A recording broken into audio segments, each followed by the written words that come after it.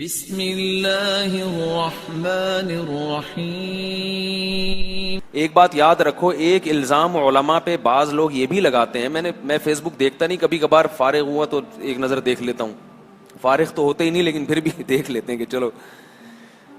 تو ایک دن فیس بک پہ میں نے ایک کمنٹس دیکھے علماء کے خلاف، بعض علماء، سب علماء کے خلاف نہیں، حدیثیں لکھی ہوئی تھی کہ وہ علماء جو حکمرانوں کے ساتھ بیٹھتے ہیں، ان کی چاپلوسی کرتے ہیں، وہ بدترین علماء ہیں، اس طرح کی کچھ روایتیں۔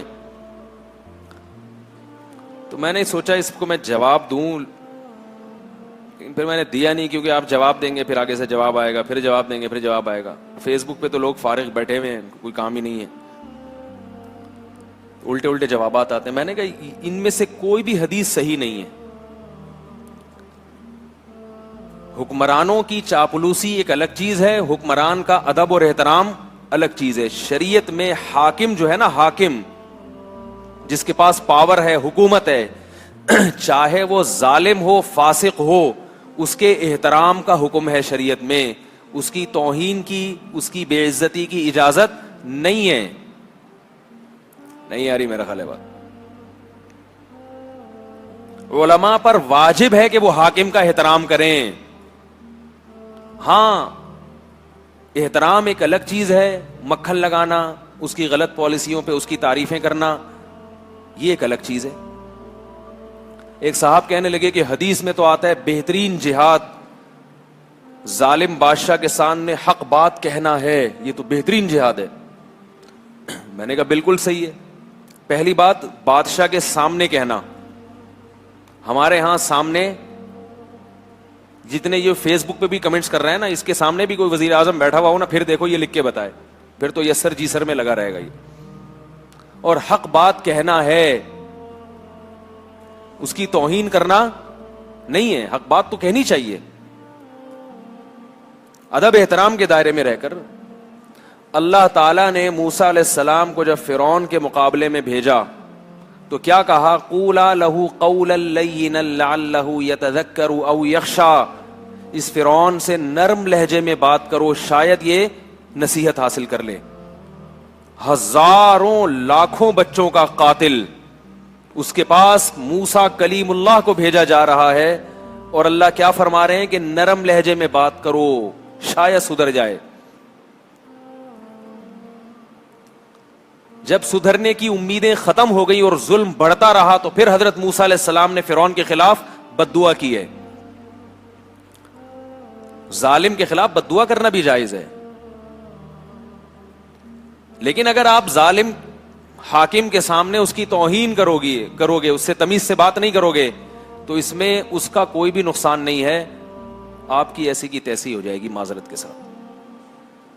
اور میں نے ان علماء کو، بعض ان علماء کو جو بہت زیادہ ممبر پہ بولتے تھے ناظم کے خلاف اور فلانے کے خلاف اور اس طرح، جب بعد میں وہ بلی آئی تو وہی بالکل ریورس ہو کے بہت اچھے ہو گئے۔ ایک صاحب نے مجھے کسی تنظیم کے بارے میں بتایا، وہ بڑی ظالم تنظیم تھی کہ یہ اس کے جو ہے نا وہ کینڈیڈیٹ ہیں اور اسمبلی کے ممبر ہیں، آپ ان سے اتنی تمیز سے سلام کیوں کرتے ہیں؟ میں نے کہا میں اس لیے نہیں کرتا کہ کس تنظیم کے ہیں، میں اس لیے کرتا ہوں کہ بندہ اسمبلی میں پہنچ چکا ہے، جو پہنچ چکا ہے تو حکومت میں اس کا حصہ ہے، تمیز سے بات کرنا فرض ہے۔ مکھن لگانے کی بات نہیں کر رہا کہ آپ چاپلوسی شروع کر دیں، ٹھیک ہے نا، یہ بھی غلط ہے، لیکن کہیں نظر آئے تمیز سے سلام، السلام علیکم، وعلیکم السلام، خیریت سے ہیں؟ ٹھیک ہے، آپ کی خیریت، آئیں چائے شائے ہو جائے، نہیں چلو ٹھیک، یہ ہونا، سمجھ آئی بات؟ یہ ضروری ہے، کیونکہ صحیح حدیث ہے، نبی صلی اللہ علیہ وسلم نے فرمایا انزل الناس منازلہم، لوگوں سے ان کے مرتبے کے موافق پیش آؤ۔ ہمارے ہاں افراط و تفریط ہوتا ہے، یا تو توہین شروع کر دیتے ہیں، اس کی تذلیل، جس سے اپنا ہی نقصان ہوتا ہے۔ آپ جب حاکم کے خلاف آپ اس کی توہین شروع کر دو گے تو پاور تو اللہ نے حاکم کو دی ہے، آئندہ جب آپ کو کوئی کام حکومت سے پڑا تو وہ کرے گا آپ کا کام۔ اگر آپ یہ کہتے ہو مجھے کوئی کام ہی نہیں پڑے گا تو یہ بھی غلط ہے۔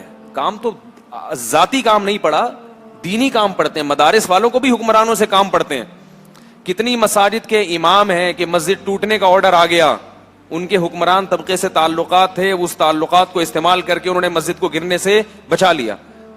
تو یہ فائدہ کس کا ہوا؟ مذہب کا فائدہ ہوا نا, دین کا فائدہ ہوا.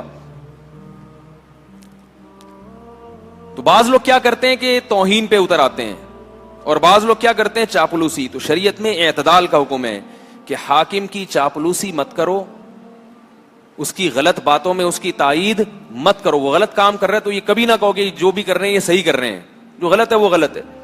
لیکن اس کی توہین کی, اس کی اطاعت نہ کرنے کی اس کی شریعت میں اجازت نہیں ہے.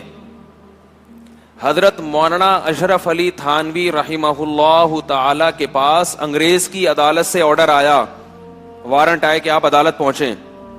انگریز کی حکومت تھی کافر, غاصبانہ قبضہ تھا, اس کی تو کوئی لاجک بنتی نہیں تھی ہندوستان پہ حکومت کرنے کی.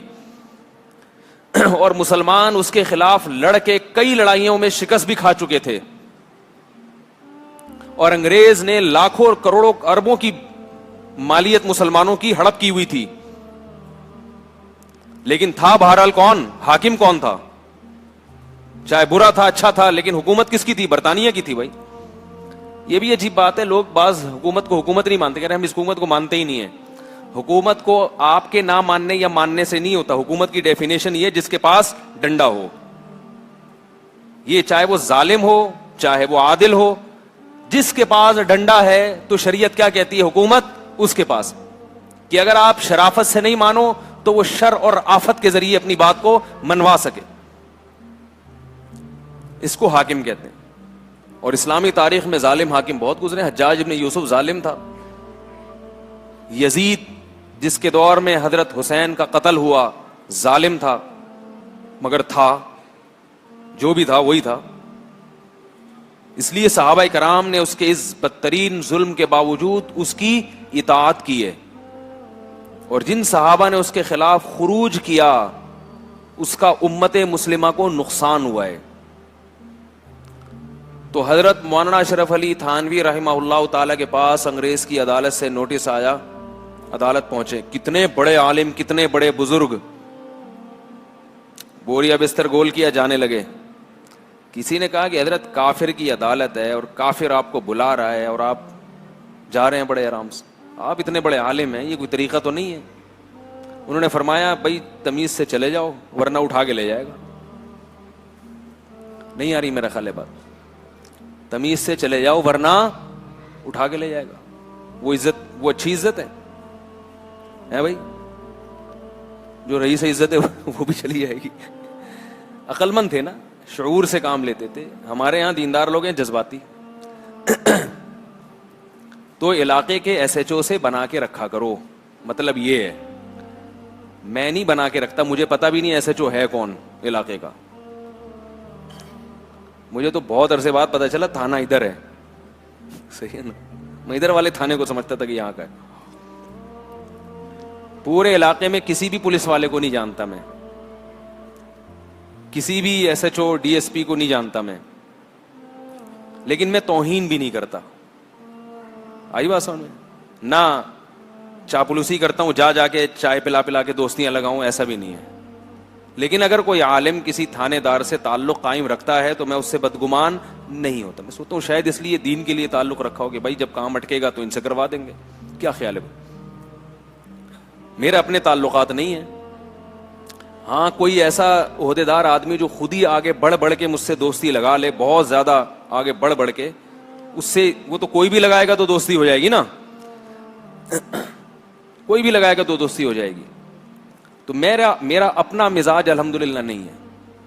میں آپ کو ایسے واقعات سنا سکتا ہوں, ایسی بڑی بڑی چیزیں بیٹھی ہوئی تھیں, کوئی اسمبلی کا ممبر بیٹھا ہوا ہے, ہمیں پتہ ہی نہیں ہوتا یہ کون ہے کیا ہے. وہ کہہ رہے میں فلاں جگہ کا ہوں گے, سنا ہی نہیں دیا. بعد میں پتہ چلتا ہے اچھا یہ بھی کوئی چیز ہوتی ہے. سمجھ رہے ہیں؟ تو لیکن جو جس کے تعلقات ہوں میں اس سے بدگمان نہیں ہوتا. ہاں کسی عالم نے اپنے ذاتی مفاد کے لیے تعلق قائم کیا, ذاتی مفاد کے لیے, یہ علماء کی شان کے خلاف ہے. کیونکہ اللہ نے عالم کو سب سے اونچا بنایا ہے, اسے چاہیے کہ وہ اپنے مقام اور مرتبے سے نیچے نہ گرے. ہمارے حضرت مفتی رشید احمد صاحب رحمہ اللہ تعالیٰ کی طبیعت میں بہت زیادہ استغنا تھا. ایک دن ایک مولوی صاحب نے ضیاء الحق سے ملاقات کی. ہو گئی ملاقات, ٹھیک ہے. ضیاء الحق کو تو جانتے ہیں نا, جو سابق جنرل آرمی کے اور شہید ہو گئے. تو وہ عالم ہمارے حضرت ڈرائیو کر رہے تھے گاڑی, حضرت نے ان کو لفٹ دی, بٹھایا. تو وہ بیٹھتے ہی کہنے لگے کل میں نے ضیاء الحق سے ملاقات کی ہے شو مارنے کے لیے. پھر وہاں حضرت نے فرمایا کہ میں ان سے یہ بات کہوں گا تو یہ مان جائیں گے. لوگوں نے کہا امید نہیں ہے. حضرت نے فرمایا واپس جا رہا ہوں, مجھے ملاقات نہیں کرنی. یہ استغنا تھا, نہ توہین. یہ نہیں کہ پھر حضرت نے اس کے خلاف پمفلیٹ شائع کیا, ممبر پہ بیٹھ کے اس کے خلاف بیانات شروع کیا, ایسا بھی نہیں. نہ توہین کرنے کا حکم ہے اور نہ چاپلوسی کرنے کی اجازت. اعتدال سے چلنے کا ہمیں حکم دیا, لیکن توہین کرنے کی اجازت نہیں ہے. بعض لوگ شو مارتے ہیں کہ میں کسی کو لفٹ نہیں کراتا. نبی صلی اللہ علیہ وسلم نے فرمایا انزل الناس منازلہم. آپ صلی اللہ علیہ وسلم کے پاس جب غیر مسلموں کے وفود آیا کرتے تھے, وفد, تو ان میں جو سردار ہوتے تھے آپ صلی اللہ علیہ وسلم ان کا اکرام بھی کیا کرتے تھے اور ان کو ہدایا بھی دیا کرتے تھے, حالانکہ وہ اسلام دشمن تھے. لیکن جب وہ وفد کی شکل میں آ رہا ہے تو آپ صلی اللہ علیہ وسلم ان سرداروں کا اکرام کرتے. وہ غیر مسلم تھے, اسلام دشمن تھے, مگر آپ صلی اللہ علیہ وسلم ان کی اس حیثیت کو دیکھ کے کہ یہ ان کا سردار ہے, قوم کا سردار ہے, قوم کا رئیس ہے, تو آپ صلی اللہ علیہ وسلم ان کو ہدایا بھی دیا کرتے تھے. آج اگر کوئی مولوی صاحب کسی کو, حاکم کو کوئی گفٹ دے دے نا, اور وہ کیمرے کی آنکھ اس کو نوٹ کر لے, تو بس قیامت تک اس کے خلاف ایک پروپیگنڈا شروع ہو جاتا ہے کہ یہ بکے ہوئے لوگ ہیں. یہ میں اس لیے کہہ رہا ہوں کہ ابھی جامعۃ الرشید میں سالانہ کانوکیشن ہوئی, تو اس میں ملک کے بڑے بڑے لوگوں کو بلایا گیا, وکلاء کو, ججز کو, آرمی کے آفیسرز کو, نیوی کے آفیسرز کو. تو اس کے خلاف بھی ایک پروپیگنڈا ہو رہا ہے کہ یہ لوگ بک گئے ہیں. افتخار چودھری کو بلایا انہوں نے, اتنے گھٹیا آدمی کو, یعنی ان لوگوں کے کمنٹس ہیں. چیف جسٹس افتخار چودھری آپ نے سنا ہوگا نا, جن کے مشرف سے بڑے اچھے تعلقات تھے. تو جامعۃ الرشید نے ان کو بھی بلایا.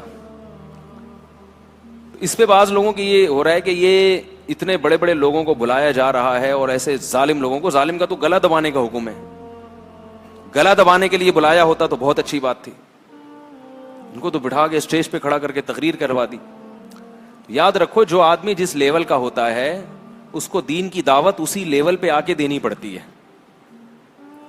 نہیں یاری میرا خیال ہے بات. جو آدمی جس لیول کا ہوتا ہے نا, اس کو پہلے اتنی عزت دینی پڑتی ہے, اس کے بعد پھر وہ آپ کی بات شوق سے سنے گا. یہ قرآن سے بھی ثابت ہے, حدیث سے بھی ثابت ہے, اسلاف کے عمل سے بھی ثابت ہے. ایک صاحب کہنے لگے اس کو اتنا مہنگا ہوٹل دیا رہائش کے لیے ان لوگوں نے.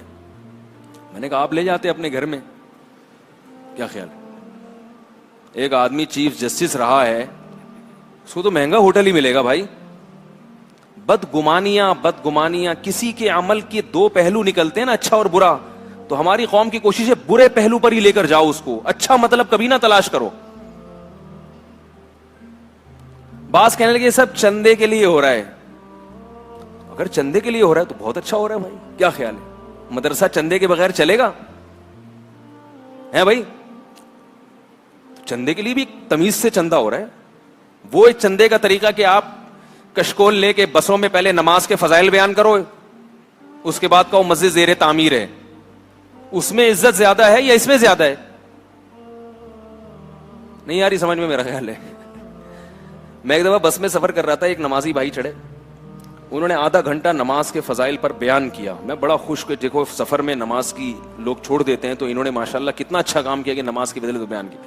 آدھا گھنٹہ بیان کرنے کے بعد کہتے ہیں مسجد زیر تعمیر ہے, تمام نمازی بھائیوں سے گزارش ہے کہ تو وہ جو نماز پر بیان تھا وہ نماز پر نہیں تھا, اصل میں وہ کس پر بیان تھا؟ وہ چندے پر بیان تھا جی. وہ ہوتا کچھ بھی نہیں ہے, پیچھے صرف رسیدیں ہی ہوتی ہیں, رسیدیں لے کے گھوم رہے ہوتے ہیں.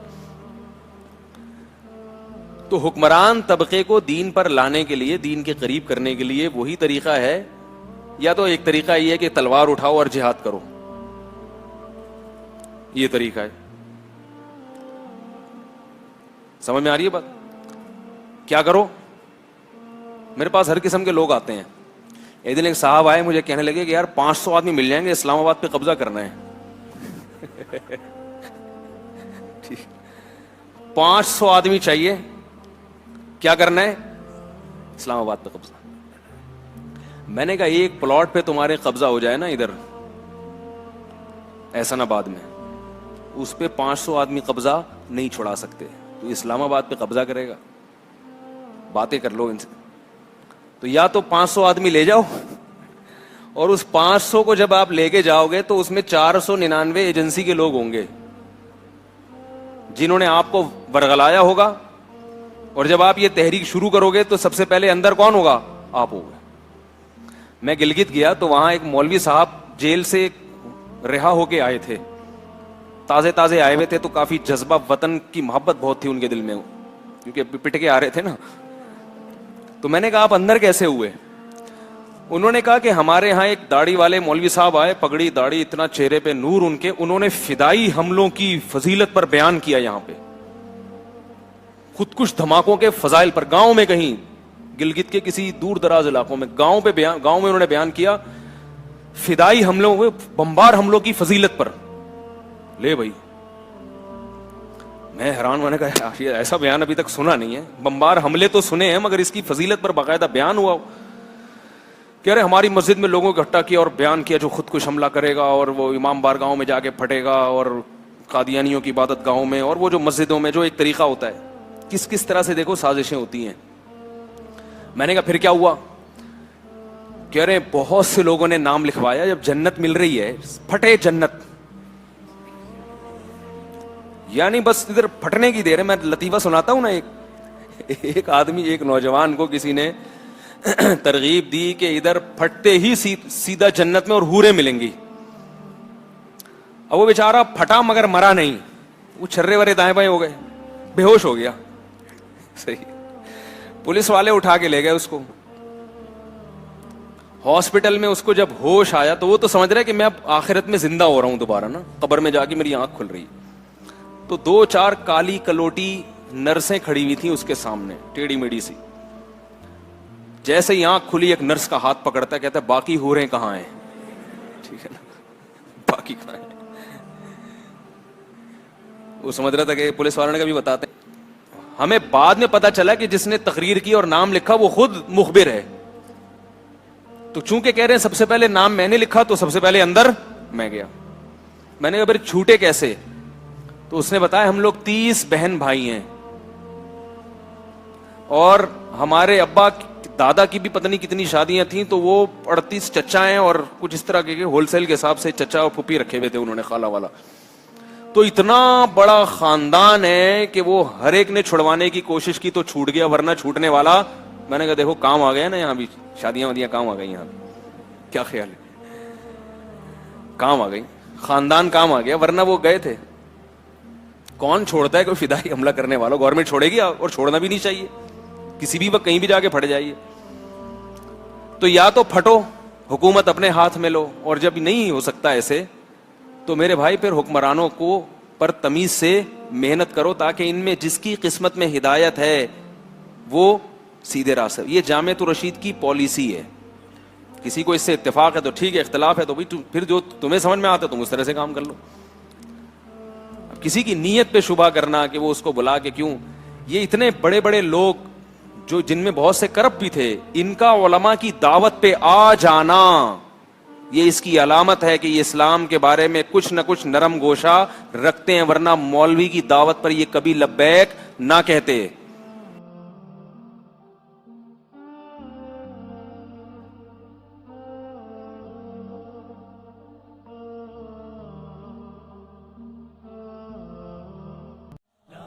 इलाहा इल्लल्लाह, ला इलाहा इल्लल्लाह, ला इलाहा